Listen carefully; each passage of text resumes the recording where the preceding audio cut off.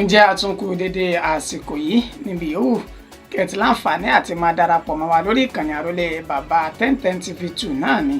ibi tá a ti ń dábí ẹdun tá a ti ń rọ̀ bí òwe láti máa mú ìròyìn wá lájà àbálẹ̀ pẹ̀lú bí Elédùmarè ṣe fi jíǹkí wa lórí ìkànnì yìí. A dúpẹ́ púpọ̀ lọ́wọ́ gbogbo ẹ̀yin tẹ́ jẹ́ olólùfẹ́ tẹ́ ń fi ìfẹ́ bá wa wo àwọn ìròyìn tá a mú wá sórí ètò ẹ̀ láṣẹ lọ́wọ́ Elédùmarè. Ojú tẹ́ fi wò ó ojú náà ò ní fọ́, etí tẹ́ fi ń gbọ́ etí náà kò ní di láṣẹ lọ́wọ́ Elédùmarè. Ìròyìn fún ti àkókò yìí òun náà láṣẹ bẹ́ẹ̀ tá a tún gbálé tá a gbàtà tá a ní ká mọ wá sójú mọ́ máwòrán fún gbogbo ẹ̀yin tẹ́ jẹ́ olólùfẹ́ wa. Ṣáájú ká tó máa lọ ẹgbẹ́ àwọn kókó tí ń bẹ nínú ìròyìn tá àsìkò yìí. Iṣẹ́ ni mo wá ṣe fún gbogbo ọmọ orílẹ̀-èdè Nàìjíríà, kì í ṣe wípé mo wá kó owó yín jẹ o. Ààrẹ Bọ́lá Ahmed Tinubu ló sọ èyí di mímọ̀. Ṣé ká má parọ́ ká sì má ṣèké? Ó yẹ kí àwọn adarí kan lórílẹ̀-èdè Nàìjíríà wà látìmọ́lé báyìí ni Olúṣẹ́gun Ọbásanjọ́ ló sọ èyí di mímọ̀. Ọwọ́ yan iléeṣẹ́ ọlọ́pàá ìpínlẹ̀ Ògùn ló ti ṣe bẹ́ẹ̀ tẹ ọ̀daràn kan èyí tó gé ẹ̀yà ara ọmọdékùnrin tí wọ́n ní kó lọ rèé sin ní ìpínlẹ̀ ọ̀hún. Nípínlẹ̀ Kaduna, àwọn agbófinró ti fi páńpẹ́ òfin gbé agbébọn èyí tí wọ́n bá ìbọn tí kò dín ní 20 AK-47 lọ́wọ́ rẹ̀. Àwọn ọlọ́pàá ìpínlẹ̀ Èkó ni wọ́n ti ṣe bẹ́ẹ̀ dóòlà ẹ̀mí arákùnrin kan èyí tó fẹ́ gba ẹ̀mí ara rẹ̀ látàrí pé ó fẹ́ kó sínú odò Third Mainland Bridge ní ìpínlẹ̀ Èkó. Iléeṣẹ́ ọlọ́pàá ìpínlẹ̀ Èkó ló ti ṣe bẹ́ẹ̀ fi páńpẹ́ òfin gbé adélébọ̀ méjì kan èyí tí wọ́n fẹ́ ta ìbejì tuntun ní ìpínlẹ̀ náà.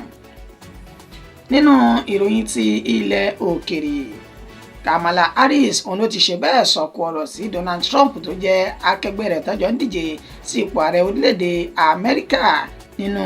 ìpolongo ìbò èyí tó ṣe. Nínú eré ìdárayá, arákùnrin abẹ̀sẹ́kù bí òjò ọmọ orílẹ̀-èdè Nàìjíríà ìyàn Israel Adesanya òun ló ti ta tẹ́tẹ́ owó ńlá láti fi hàn pé Anthony Joshua yóò jáwé olúborí nínú ìdíje èyí tí yóò wáyé lénìí. Ẹ gbọ́ ẹ̀kúnrẹ́rẹ́ àwọn ìròyìn náà báyìí. Iṣẹ́ ni mo wá ṣe fún gbogbo ọmọ orílẹ̀-èdè Nàìjíríà, kì í ṣe wípé owó ni mo wá kó. Ààrẹ Bọ́lá Ahmed Tinubu ló sọ èyí di mímọ̀. Ààrẹ Bọ́lá Ahmed Tinubu sọ eléyìí lásìkò ìpàdé tó wáyé láàrin ààrẹ àti àwọn aṣòfin ìjọba àpapọ̀ tẹ́lẹ̀tẹ́lẹ̀ rí èyí tó ti já sí pé ọjọ́ wọn ti pẹ́ tí wọ́n ti lọ, pẹ̀lú bí ẹni tó jẹ́ adarí abẹnugan ilé ìgbìmọ̀ aṣòfin ìgbà náà ní Ken Onamani tí wọ́n jọ kọ́wọ́rìn pẹ̀lú àwọn ènìyàn 15 mìíràn nínú èyí tí wọ́n ti wá bá ààrẹ Bọ́lá Ahmed Tinubu ṣe ìpàdé papọ̀ ní olúùlú ilẹ̀ yìí tí ń ṣe Àbújá, gẹ́gẹ́ bí ẹni tó jẹ́ olùdámọ̀ràn fún ààrẹ lórí ọ̀rọ̀ ìròyìn àti ìlànà àátẹ̀lé ìyún Báyọ̀ Ọ̀nánúgà. Ó sọ di mímọ̀ wípé ààrẹ Bọ́lá Ahmed Tinubu ó ní ó fi èrò ọkàn rẹ̀ hàn sí àwọn ènìyàn yìí, pàápàá jùlọ sí gbogbo àwọn ọmọ orílẹ̀-èdè Nàìjíríà wípé iṣẹ́ ni òun wá ṣe fún gbogbo àwọn ọmọ orílẹ̀-èdè Nàìjíríà. Kùdìẹ̀kudiẹ tó sì kù lórílẹ̀-èdè yìí ó ní òun fẹ́ túnṣe, kì í ṣe pé owó kan ó ní òun wá nítorí rẹ̀ tóun fẹ́ kó jẹ ní inú ìṣèjọba òun. Gẹ́gẹ́ bí ó ṣe sọ di mímọ̀, ó ní lóòótọ́ àti lódodo ó ní ìyàn ló wà níta báyìí pẹ̀lú àìrínà àti àríjẹ tí ń bọ́ ọmọ orílẹ̀-èdè Nàìjíríà fínra. Ó ní ṣùgbọ́n gbogbo iṣẹ́ tóun náà ń ṣe yìí ìṣe ni òun gbìyànjú torí pé nǹkan ti bàjẹ́ ti pẹ́ ṣáájú kí ó tó di pòǹde orí ipò. Ó ní àwọn ìṣèjọba tó ti lọ tẹ́lẹ̀tẹ́lẹ̀ rí níṣe ni nǹkan ti ṣe bẹ́ẹ̀ tó ti purúkúrú muṣu lọ́wọ́ wọn. Ó ní bóun ṣe wá wà ńbẹ̀ yìí àtúnṣe tó lámìlaka ó ní òun gbèrò láti ṣe tó sì ti ń ṣiṣẹ́ tọ̀. Ó ní kì í ṣe owó kan àbí ọ̀rọ̀ kan ló ràn mọ́ lójú nínú orílẹ̀-èdè Nàìjíríà tó fi ṣe ìjọba náà. Gẹ́gẹ́ bí ó tún ṣe tẹ̀ síwájú, ó sọ di mímọ̀ wípé kì í ṣe pé òun bẹ̀bẹ̀ níṣe ni àwọn ọmọ orílẹ̀-èdè Nàìjíríà, kì í ṣe pé òun fi agbára dé ipò, ó ní ṣe ni àwọn ọmọ orílẹ̀-èdè Nàìjíríà ni wọ́n dìbò fún òun tí òun sì wọlé látàrí ìbò tí wọ́n dì fún òun yìí. Ó ní fún ìdí èyí òun yóò ṣe ohun tí ọmọ orílẹ̀-èdè yìí fẹ́, pàápàá jùlọ nípa ètò ààbò àti jíjẹ mímu. Àní kí wọ́n sì fi ọkàn balẹ̀ pé ohun gbogbo ń bọ̀ wá padà wá di ẹ̀rọ̀ nígbẹ̀yìngbẹ́yìn. wàyí o nínú ọ̀rọ̀ tí ẹni tó jẹ́ adarí abẹnugan ilé ìgbìmọ̀ asòfin tẹ́lẹ̀tẹ́lẹ̀ ọ̀hún rí èyàn Kẹ́hìn Nnamani tí ó sọ ó náà lu ààrẹ Bọ́lá Ahmed Tinubu lọ́gọ̀ ẹnu pẹ̀lú bí ààrẹ bí ó ṣe jẹ́ alákọ̀ọ́yàwó ènìyàn tí ó sì ń fi ìfẹ́ àti ìrẹ́pọ̀ tó fi ń bá àwọn ọmọ orílẹ̀-èdè Nàìjíríà ṣe ó ní àkọ́kọ́ ó ní ìpàdé eléyìí ó ní yóò jẹ́ àkọ́kọ́ látìgbà tí ààrẹ Bọ́lá Ahmed Tinubu tó ti wà ní orí ipò ó sì lu ààrẹ Bọ́lá Ahmed Tinubu lọ́gọ̀ ẹnu pẹ̀lú bó ṣe yan àwọn èèkàn sí ààyè kọ̀ọ̀kan lè tó sọ wípé àwọn tí wọ́n yàn yìí àwọn gan ni wọ́n kájú ẹ̀ nínú ìṣèjọba ààrẹ Bọ́lá Ahmed Tinubu tó ń lọ lọ́wọ́ yìí. Ṣé ká má parọ́ ká sì má ṣèké ó yẹ kí àwọn adarí kan lórílẹ̀‐èdè Nàìjíríà kí wọ́n wà látìmọ́lé báyìí ni bí a ṣe ń sọ̀rọ̀ lọ́wọ́ yìí èmi kọ́ mo sọ bẹ́ẹ̀ ẹni tó jẹ́ ààrẹ tẹ́lẹ̀tẹ́lẹ̀ rí ní orílẹ̀‐èdè Nàìjíríà ìyún Olúṣẹ́gun Ọbásanjọ́ ló sọ èyí di mímọ̀ ní Èkó lásìkò tí wọ́n ṣe ìdánilẹ́kọ̀ọ́ onírántí olóògbé Dennis Joseph Slattery ó ní wọ́n sọ èyí di mímọ̀ ní Victoria Island ìdánilẹ́kọ̀ọ́ ọ̀hún ó ní èyí tí àwọn akẹ́kọ̀ọ́ lọ́jọ́ pípẹ́ ti iléèwé St Fimba èyí tí wọ́n ṣe àgbékalẹ̀ rẹ̀ St Fimba College tí wọ́n ṣe àgbékalẹ̀ rẹ̀ láti fi ṣe ìrántí ẹni tó jẹ́ olóògbé Joseph Slattery yìí lásìkò tí ààrẹ àná lórílẹ̀‐èdè yìí Olúṣẹ́gun Ọbásanjọ́ tó ń sọ ọ̀rọ̀ ó ní ṣé ká má parọ́ ká sì má ṣèké níṣe ni àwọn adarí kan nílẹ̀ Nàìjíríà yìí lóye kí wọ́n sì wà ní ọgbà ẹ̀wọ̀n lọ́wọ́lọ́wọ́ báyìí ó nítorí wípé àwọn gan oníkàndá inú rẹ̀ sí tí wọ́n bo orílẹ̀‐èdè Nàìjíríà jẹ́ Olúṣẹ́gun Ọbásanjọ́ kò dákọ ẹnikẹ́ni ṣùgbọ́n nígbà tó ń ṣe àlàyé ọ̀rọ̀ ó sọ di mímọ̀ wípé ọ̀pọ̀lọpọ̀ ìpàdé tó jẹ́ ti àwọn olóṣèlú ó ní òun ti lọ tó sì já sí wípé lásìkò tí àwọn olóṣèlú tí wọ́n bá bu irọ́ bàǹtàbàǹtà tán bá bu kalẹ̀ báyìí tí òun bá dìde láti nawọ́ sókè takò wọ́n ní ṣe ni èsì tí wọ́n máa ń fún àwọn wípé òṣèlú là ń ṣe bàbá ẹ ṣe sùúrù ó ní ṣé ìwà túmọ̀ sí wípé gbogbo ẹni tó bá ti ń ṣe òṣèlú ó ní kò ní ìwà ọmọlúàbí gbogbo ẹni tó bá ti ń ṣe òṣèlú ó ní jẹgúdújẹrá gbogbo ẹni tó bá ti ń ṣe òṣèlú ó ní kò ní òtítọ́ ó ní kò yẹ kó rí bẹ́ẹ̀ ó ní gbogbo ìwà tí wọ́n ti ní lọ́kàn yìí àti èyí tó ń bẹ lọ́wọ́ wọn ó ní wọ́n fi ń wa ọkọ̀ orílẹ̀-èdè Nàìjíríà lọ sẹ́yìn kàkà kí wọ́n máa sì wa ọkọ̀ náà lọ sí iwájú ààrẹ àná ọ̀hún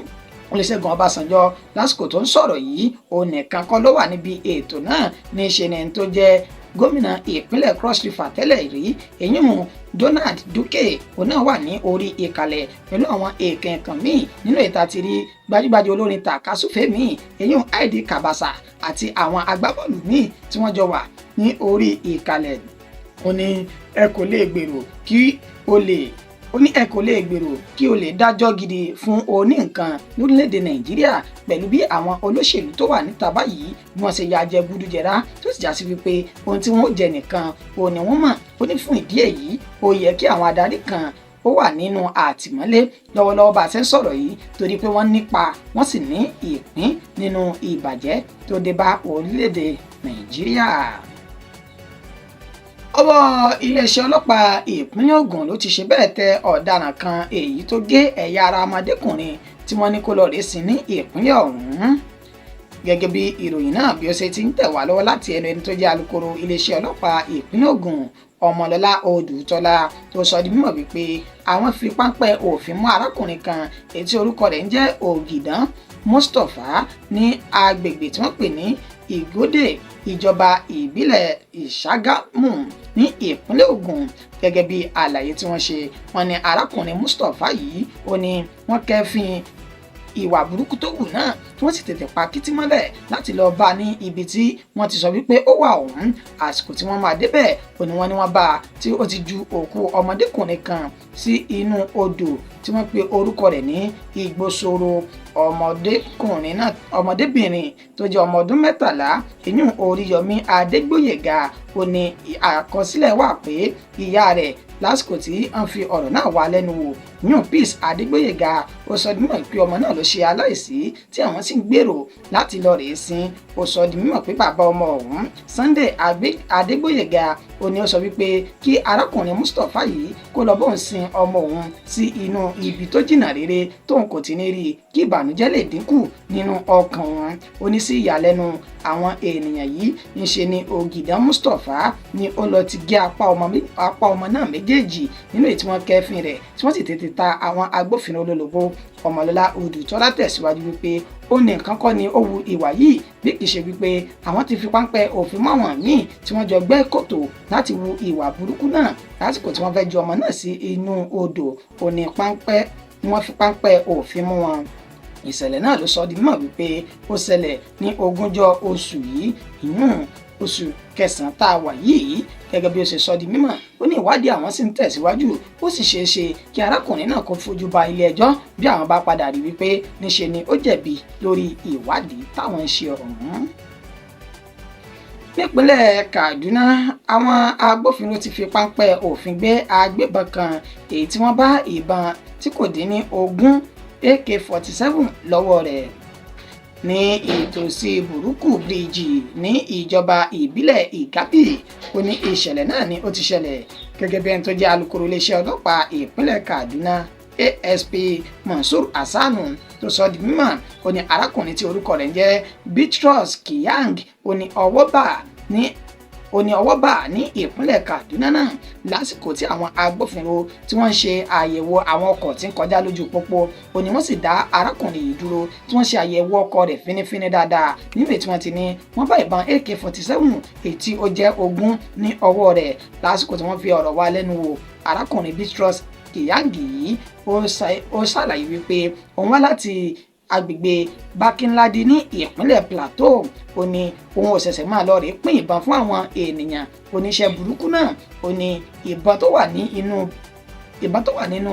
ọkọ̀ tí wọ́n bọ̀ yìí níṣe ni wọ́n fẹ́ lọ rèé pín fún àwọn kan ní ìpínlẹ̀ Kaduna. Wàyí o, wọ́n ti fi páńpẹ́ òfin mọ́ arákùnrin náà tí wọ́n sì ní ìwádìí lọ lọ́wọ́ lórí ọ̀rọ̀ rẹ̀ nínú ètò tí ń ran àwọn lọ́wọ́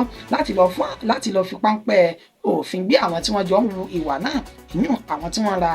ìbọn náà ní ọwọ́ rẹ̀ káàkiri orílẹ̀-èdè yìí. Àwọn ọlọ́pàá ìpínlẹ̀ Èkó ni wọ́n ti ṣe bẹ́ẹ̀ tí wọ́n ti dóòlà ẹ̀mí arákùnrin kan èyí tó fẹ́ kó sínú omi láti gbẹ̀mí ara rẹ̀ ní ìpínlẹ̀ Èkó.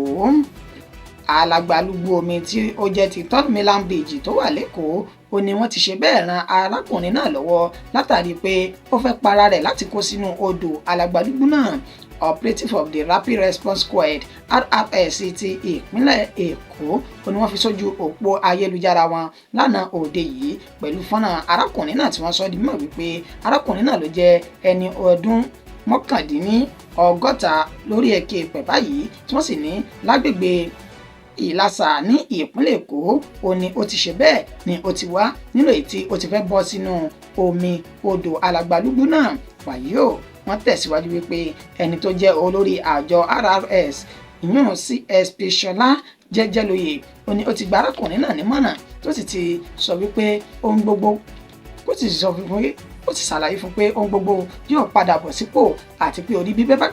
bíbẹ́ kọ́ ni oògùn orí fífọ́. Kó ṣe sùúrù bí ẹni bó bá korò ó di dandan ọ̀la yóò dáa. Èyí ló sì tún fi pàrọwà sí gbogbo àwọn tó kù lórílẹ̀‐èdè Nàìjíríà tí wọ́n ń gbèrò irú ìgbésẹ̀ burúkú yìí pé kí wọ́n ṣe sùúrù, ohun gbogbo ń bọ̀ wá rọrùn lórílẹ̀‐èdè Nàìjíríà. Iléeṣẹ́ ọlọ́pàá ìpínlẹ̀ Èkó ló ti ṣe bẹ́ẹ̀ fi páńpẹ́ òfin gbé adélébọ̀ méjì kan èyí tí wọ́n fẹ́ ta ìbejì tuntun ní ìpínlẹ̀ ọ̀hún. Gẹ́gẹ́ bí àlàyé tí Benjamin Hundeyin èyí tó jẹ́ alukoro iléeṣẹ́ ọlọ́pàá ìpínlẹ̀ Èkó tó ṣe, ó sọ di mímọ̀ wípé àwọn arábìnrin méjì kan tí orúkọ wọn jẹ́ Njuwa Una àti Chinelo Igechukwu Owu ó ní ọwọ́ ṣe bẹ́ẹ̀ tí ó bà ní ìpínlẹ̀ Èkó lásìkò tí wọ́n ń gbèrò láti lọ ta àwọn ọmọ ìkókó tí ọjọ́ orí wọn kò tíì di ọmọ ọjọ́ 6 lọ. Gẹ́gẹ́ bí àlàyé tí Benjamin Hundeyin ṣe, ó ní láti ìpínlẹ̀ Abia ó ní àwọn arábìnrin méjèèjì yìí ó ní wọ́n ti wá sí ìpínlẹ̀ Èkó pẹ̀lú àjọsọ wípé wọ́n fẹ́ lọ rèé pàdé nọ́ọ̀sì kan láti gbé ọmọ náà fún un. Nínú àlàyé tí àwọn ọ̀daràn méjèèjì ṣe nígbà tí wọ́n fi ọ̀rọ̀ wá wọn lẹ́nu wò, ó ní ọjọ́ Ẹtì ìyún Friday àná tá a lò tán yìí ó ní ọwọ́ bà wọ́n ní àsìkò tí àwọn agbófinró ti Òjòdú division ní Berger bus stop tí wọ́n pa kìtì mọ́lẹ̀ láti lọ ṣe àbẹ̀wò síbi tí ìṣẹ̀lẹ̀ náà ti ṣẹlẹ̀. Nígbà tí wọ́n fi ọ̀rọ̀ wá àwọn ọ̀daràn méjèèjì lẹ́nu wò, wọ́n jẹ́wọ́ wípé owó tí ó tó 150,000 naira òní wọ́n fún àwọn gẹ́gẹ́ bí owó ọkọ̀ tí àwọn yóò fi gbéra láti ìpínlẹ̀ Abia náà wá sí ìpínlẹ̀ Èkó. Benjamin Hundeyin ni wọ́n ti wà ní àtìmọ́lé nígbà tí àwọn sì ti gbọ́ ọmọ méjèèjì ní ọwọ́ wọn tí wọ́n sì ti gbé lọ sí ìkíà àwọn tí wọ́n ń tọ́jú àwọn ọmọ ìkókó láti máa ṣe ìtọ́jú àwọn ọmọ náà nínú ètò ní ìwádìí sì ń tẹ̀síwájú láti fi páńpẹ́ òfin mú gbogbo àwọn tí wọ́n jọ mọ̀ nípa ọ̀ràn náà. Ìròyìn ti ilẹ̀ òkèrè látàrí ìdìbò ìyànsípò ààrẹ ní orílẹ̀-èdè Amẹ́ríkà pẹ̀lú bí ìpolongo ìbò náà tó ṣe ń tẹ̀síwájú báyìí, níṣe ni Kamala Harris ni ó ti ṣe bẹ́ẹ̀ sọ̀kò ọ̀rọ̀ sí Donald Trump lórí lásìkò tí ń ṣe ìpolongo ìbò náà.